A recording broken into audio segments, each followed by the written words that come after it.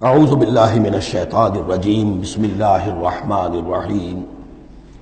اب اس صورت کے آخری آیات ہیں، اور میں چونکہ اب ابتدا میں جس قدر اہتمام کے ساتھ یہ جوڑوں کا تعلق بیان کر رہا تھا، کیونکہ میں نے محسوس کیا کہ اب رفتار تیز ہونی چاہیے، اس میں کچھ کمی کر دی ہے۔ اب یہاں بھی نوٹ کر لیجئے گا کہ یہی سورۃ القصص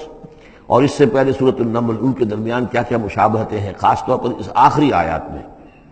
فرمایا تلک الدار الآخرۃ نجعلها للذین لا یریدون علوا فی الارض ولا فسادا، یہ جو آخرت کا گھر ہے یہ ہم نے ریزرو کیا ہے ان لوگوں کے لیے کہ جو زمین میں اپنی بڑائی، اپنا اقتدار نہیں چاہتے، اپنی بلندی نہیں چاہتے اور نہ فساد چاہتے۔ وہ اللہ کے دین کی سربلندی کے لیے محنت کر رہے ہیں، اس کے نتیجے میں ہو سکتا ہے کہ اللہ تعالیٰ انہی کو ذمہ داری دے دے حکومت کی، لیکن وہ طالب نہیں ہے حکومت کے، وہ اپنی سربلندی کے طالب نہیں ہے۔ اس سے زمین و آسمان کا فرق ہے کہ ایک ہے کہ آپ کسی نظریے کے لیے کام کر رہے ہیں، اب نظریے میں اگر آپ کی جد و جہد ہے، انقلاب میں آپ کامیاب ہو گئے تو ظاہر بات ہے کہ پھر انقلاب کے بعد ذمہ داری سنبھالنی پڑے گی۔ محمد رسول اللہ صلی اللہ علیہ وسلم ہی کو مدینے کی اس چھوٹی سی شہری ریاست جو وجود میں آئی تھی، آخر اس کی ذمہ داری سنبھالنی پڑی، حالانکہ آپ خدا نہ خواستہ کوئی اقتدار کے طالب یا اقتدار کے بھوکے تو نہیں ہو سکتے تھے، لیکن یہ ہے کہ طلب جو ہے وہ اللہ جانتا ہے دل میں کس کے طلب ہے۔ اگر کوئی ذاتی طور پر اقتدار کا خواہاں ہے اور چاہتا ہے کہ میرا نام اونچا ہو جائے اور مجھے اختیار مل جائے اور میرا اقتدار ہو، تو وہ شخص اللہ تعالیٰ کے ہاں ڈسکوالیفائی ہو جاتا ہے۔ یہ پھر اللہ کے گھر کے لیے نہیں ہے۔ اللہ کا گھر جو ہے تلک الدار الآخرہ، یہ تو ہم نے رکھا ہوا ہے خاص طور پر مخصوص کر کے، ریزرو کر کے، للذین لا یریدون علوا فی الارض، جو زمین میں اپنے اقتدار کے خواہاں نہیں ہیں، ولا فسادا، نہ زمین میں فساد بچانا چاہتے ہیں، والعاقبۃ للمتقین، اور عاقبت یعنی پچھلا گھر جو ہے، عاقبت کی پچھلی زندگی جو ہے یقیناً یہ اہل تقویٰ کے لیے، اس کی بھلائیاں، اس کے محاسن، اس کا عیش اور آرام وہ اللہ تعالیٰ نے اپنے متقی بندوں کے لیے خاص کیا ہے۔ من جاء بالحسنۃ فلہ خیر منہا، یہ آیت میں آئی ہے سورہ نمل کے بھی آخری حصے میں، جو کوئی شخص کوئی نیکی لے کر آئے گا تو اسے بدلہ ملے گا اس سے بہتر۔ ومن جاء بالسیئۃ، اور جو کوئی بدی لے کر آئے گا فلا یجزی الذین عملوا السیئات الا ما كانوا یعملون، تو وہ لوگ کہ جو ان برائیوں کا ارتکاب کر رہے ہیں انہیں بدلہ نہیں دیا جائے گا مگر وہی جو کچھ کہ وہ کر کے لائے۔ مطلب یہ کہ اللہ تعالیٰ کی طرف سے اضافہ نہیں ہوگا، جتنے جرم کیے ہیں اتنی ہی سزا، لیکن اہل ایمان اور اہل صلاح جو ہیں ان کی نیکیوں میں اللہ تعالیٰ 10 گنا دے، 700 گنا دے، اس سے بھی بڑھا دے، یضاعف لمن یشاء، تو یہ اللہ تعالیٰ کی مرضی ہے، جتنا چاہتا ہے دیتا، خیر منہا، بہرحال جو کچھ کر کے لے جاؤ گے اس سے بہتر ملے گا۔ لا یجزی الذین عملوا السیئات الا ما كانوا یعملون، انہیں وہی کچھ ملے گا جو کچھ کہ وہ عمل کر کے لائے تھے۔ ان الذی فرض علیک القرآن لرادک الی معاد، سورہ نمل میں آیا تھا کہ مجھے وَأُمِرْتُ أَنْ أَتْلُوَ الْقُرْآنَ، مجھے تو حکم دیا گیا میں قرآن سناتا رہوں، قرآن پڑھ کر تمہارے سامنے میں قرآن کے ذریعے سے انذار اور تبشیر اور قرآن کی تبلیغ اور قرآن کے ذریعے سے تذکیر اور قرآن کے ذریعے سے تمہارے جو نفسیاتی اور روحانی روگ ہیں ان کی شفا کے لیے میں کوشش کرتا رہوں، میرا کام تو یہ ہے۔ ان اتلو القرآن، مجھے حکم دیا گیا میں قرآن کی تلاوت کرتا رہوں، تلاوت پڑھ کر قرآن تمہیں سناتا رہوں۔ اب یہاں اسی کو تعبیر کیا، ان الذی فرض علیک القرآن، اے نبی جس ہستی نے آپ پر اس قرآن کی ذمہ داری ڈال دی ہے، اس کی تبلیغ آپ کے لیے فرض تھی، جیسے کہ ہم سورہ مائدہ میں آج پڑھا ہے، یا ایھا الرسول بلغ ما انزل الیک من ربک وان لم تفعل فما بلغت رسالتہ، اس قرآن کی تبلیغ کرنا آپ پر فرض ہے۔ اور جیسا کہ میں آپ کو بتا چکا ہوں، پھر آپ نے امت کے حوالے کر دی کہ اب امت کے فرض ہے۔ فَلْيُبَلِّغِ الشَّاهِدُ الْغَائِبَ، فَلْيُبَلِّغ یہ فعل امر ہے، اب لازم ہے کہ وہ پہنچائیں جو یہاں ہیں ان کو، جو یہاں نہیں ہے۔ اس طریقے سے یوں سمجھیے کہ ایک سلسلہ جو ہے وہ شروع کر دیا گیا، لیکن یہاں فرمایا جا رہا ہے، اے نبی ان الذی فرض علیک القرآن، جس ہستی نے آپ پر یہ قرآن فرض کیا ہے، جس ہستی نے آپ پر قرآن کی ذمہ داری عائد کی ہے، یہی ذمہ داری اصل میں پھر جو ہم میں سے ہر ایک پر آتی ہے وہی ہے جو میرے کتابچے میں نے وضاحت کے ساتھ بیان کی ہے کہ وہ 5 ذمہ داریاں ہیں۔ اللہ قرآن پر ایمان جیسا کہ ایمان کا حق ہے، قرآن کی تلاوت جیسے کہ تلاوت کا حق ہے، قرآن کو سمجھنا جیسے کہ سمجھنے کا حق ہے، قرآن پر عمل جیسے کہ عمل کا حق ہے، پھر قرآن کی تبلیغ، قرآن کو عام کرنا۔ ان الذی فرض علیک القرآن رادک الی معاد، وہ یقین آپ کو لوٹا لے جائے گی، وہ ہستی، وہ اللہ جس نے آپ پر یہ قرآن کی ذمہ داری ڈالی ہے، تبلیغ قرآن کا فریضہ آپ کے کاندھوں پر رکھا ہے، وہ یقیناً آپ کو پہنچائے گا بہت اچھی جگہ لوٹنے کی۔ معاد عادہ یعودو سے اس میں ظرف ہے، لوٹنا، لوٹنے کی جگہ۔ اب معاد سے مراد آخرت عام طور پر ہے، ایمان بالرسالت، ایمان باللہ، ایمان بالمعاد، ایمان بالآخرہ کو ایمان بالمعاد بھی کہا جاتا ہے۔ لیکن اس کے بارے میں بعض روایات ایسی ملتی ہیں کہ اس کا شان نزول یہ ہے کہ حضور صلی اللہ علیہ وسلم جب ہجرت کے سفر کو نکلے ہیں مکے سے، تو جو عام راستہ تھا اس سے ہٹ کر آپ نے، چونکہ اندیشہ تھا اور واقعہ تھا کہ تعاقب ہو رہا تھا، تلاش کیا جا رہا تھا، 3 دن رات تو آپ غار ثور میں روپوش رہے، پھر آپ نے ایک بڑا ہی سخت راستہ اختیار کیا تھا کہ جو پہاڑی راستہ تھا جو گزر رہا تھا، جس پر کہ کوئی انسان جاتا نہیں تھا۔ لیکن کچھ آگے جل کر وہ راستہ جو ہے وہ پھر اس مین راستے سے جا کر مل گیا۔ یوں سمجھیے یہ راستہ جا رہا تھا مین، کہ جو مکے سے مدینے کا تھا، حضور نے ایک اور راستہ اختیار کیا، لیکن کچھ عرصے کے بعد وہ راستہ جا کر اس راستے کے ساتھ مل گیا۔ جہاں ملا، اب آپ خود سوچئے کہ وہاں ایک ایسی سچویشن آ گئی کہ حضور ایک ٹی پر کھڑے ہوئے ہیں، اب داہنی طرف جاتے ہیں تو مدینہ ہے اور بائیں طرف جاتے ہیں تو مکہ ہے۔ اس وقت حضور کے دل میں ایک ہوک سی اٹھی ہے، اس لیے کہ جب آپ مکے سے روانہ ہوئے تھے تب بھی روایات میں آیا ہے کہ آپ کعبے سے لپٹ کر آپ نے یہ کہا تھا کہ اے بیت اللہ، مجھے تجھ سے بڑی محبت ہے، لیکن میں کیا کروں، یہاں کے لوگ مجھے یہاں رہنے نہیں دے رہے۔ تو گویا کہ کعبے سے یہ جدائی تو آپ پر شاہ گزر رہی تھی۔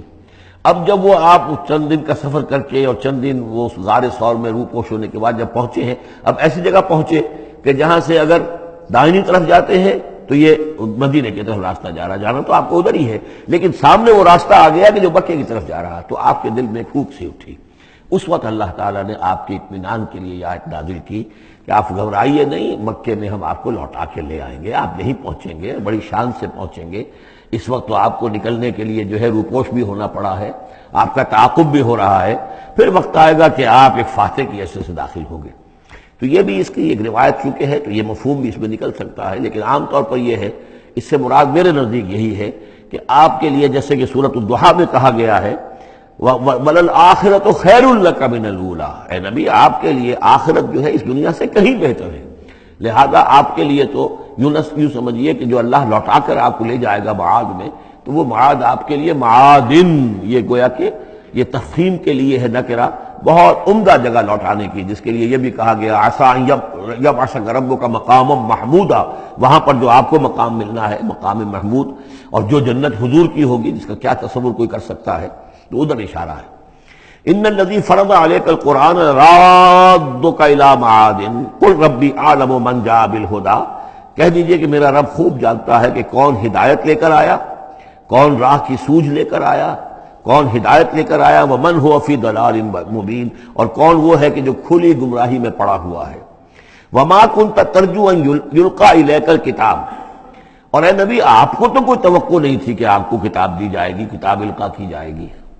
یہی بات آئی ہے سورہ نمل کے اندر بھی، وَإِنَّكَ لَتُلَقَّى الْقُرْآنُ مِن لَدُنْ حَكِيمٍ حَلِيمٍ، یہ قرآن تو آپ کو دیا گیا ہے، ایسا نہیں ہے کہ آپ متوقع تھے، آپ چاہتے تھے، آپ کو چلہ کشی کر رہے تھے کہ کوئی مجھے بھی کوئی روحانیت حاصل ہو جائے اور کوئی غیب کی میں تعلیم حاصل، غیب کی معلومات حاصل کر لوں، معاذ اللہ آپ کا تو مزاج ہی وہ نہیں تھا۔ ایک بہت ہی جو سمجھیے شریف انسان اور ایک شریف تاجر، اسی لیے حضور نے فرمایا تاجر الصدوق الامین مع النبیین والصدیقین والشہداء، وہ تاجر تو بالکل سچا ہو، جھوٹ کی آمیزش نہ ہونے دے، اور امین ہو، امانت دار ہو، اس کا رتبہ جو ہے وہ تو انبیاء اور صدیقین اور شہداء کے ساتھ ہے، اس جماعت میں شریک ہوگا وہ۔ تو حضور کی زندگی وہ تھی، لہذا یہاں فرمایا ہے کہ وما کنت ترجو، آپ تو کوئی امیدوار نہیں تھے، نہ آپ کو یہ توقع تھی کہ آپ پر یہ کتاب اتاری جائے گی، الا رحمۃ من ربک، یہ تو اللہ کی رحمت ہوئی ہے، اس کی مہربانی ہے کہ آپ کو اس نے چنا ہے، پسند کیا ہے، اور آپ کو اللہ تعالیٰ نے یہ کتاب عطا فرمائی۔ فلا تکونن ظہیرا للکافرین، تو آپ کافروں کے پشت پناہ نہ بنے۔ اس میں اشارہ ہو رہا ہے جیسے کہ ہم پڑھ چکے ہیں سورہ نساء کے اندر کہ اے مسلمانوں، گویا کہ یہ بات کہی گئی تھی کہ تم اپنی عصبیت اور قبائلی عصبیت کی وجہ سے، تمہارا ایک شخص ہے منافق ہے، اس نے وہ چوری بھی کی تھی، اب تم اس کی پشت پناہی کر رہے ہو اور سارا کا سارا الزام یہودی پر ڈالنا چاہ رہے ہو، تو یہ عصبیت جاہلیت ہے۔ یہاں ذکر کیا جا رہا ہے فلا تکونن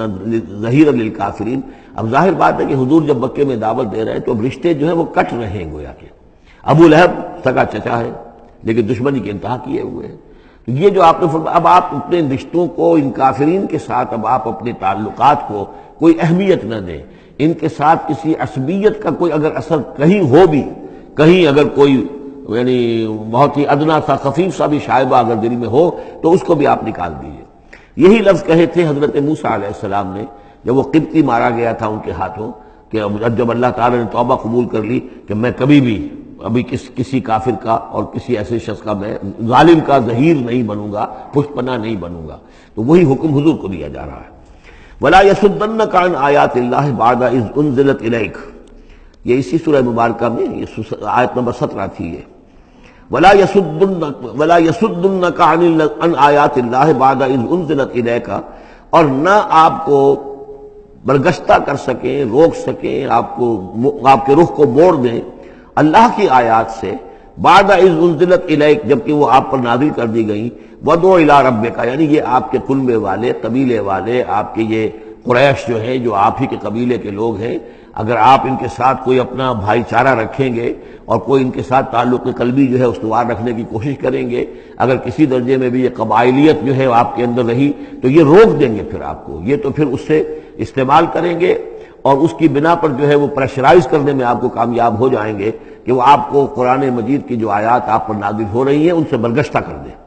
وَلَا يَصُدُّنَّكَ، اور نہ کرنے پائیں آپ کو برگشتہ اللہ کی آیات سے، بعد اذ انزلت الیک، اس کے بعد کہ وہ آپ پر نازل کر دی گئی ہیں، وَدْعُ إِلَىٰ رَبِّكَ، اور اپنے رب کی طرف دعوت دیتے رہیے، وَلَا تَكُونَنَّ مِنَ الْمُشْرِكِينَ، اور دیکھیے شرک سب سے گھناؤنا جرم ہے تو اس کا کوئی شائبہ بھی اپنے قریب بتانے دیجیے۔ وَلَا تَدْعُ مَعَ اللَّهِ إِلَٰهًا آخر، جیسا کہ میں نے بار بار عرض کیا ہے، اس میں خطاب تو ہوتا ہے بظاہر حضور سے واحد کے سیغے میں، لیکن یہ کہ یہ خطاب صرف حضور سے نہیں ہے بلکہ اصلاً اس کے مخاطب مسلمان ہیں، حضور کے وساطت سے۔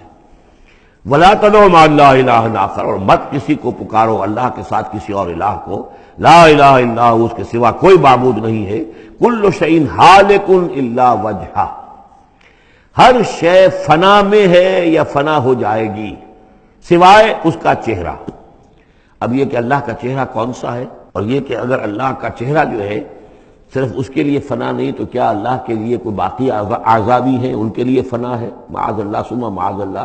یہ آیات جیسا کہ میں نے عرض کیا کہ اللہ کی ذات سے متعلق ہوں، عالم برزخ سے متعلق ہوں، عالم غیب اور عالم آخرہ کی، ان کے بارے میں بس جتنا کچھ بتا دیا ہے اس کے اوپر اکتفا کی جائے، اس سے آگے منطق کے حوالے سے اس کا جو ہے لازم اور ملزوم کے ایک ایک قدم بڑھاتے نہ جائیں تو اس میں یہ ہے کہ انسان جو پھر غلط راستے پر پڑ جائے گا۔ العجز عن درک ذات ادراک، حضرت ابوبکر صدیق نے فرمایا تھا اللہ تعالیٰ کی ذات تو وہ ہے کہ جب انسان یہ سمجھ لے کہ میں اس کی ذات کو نہیں سمجھ سکتا،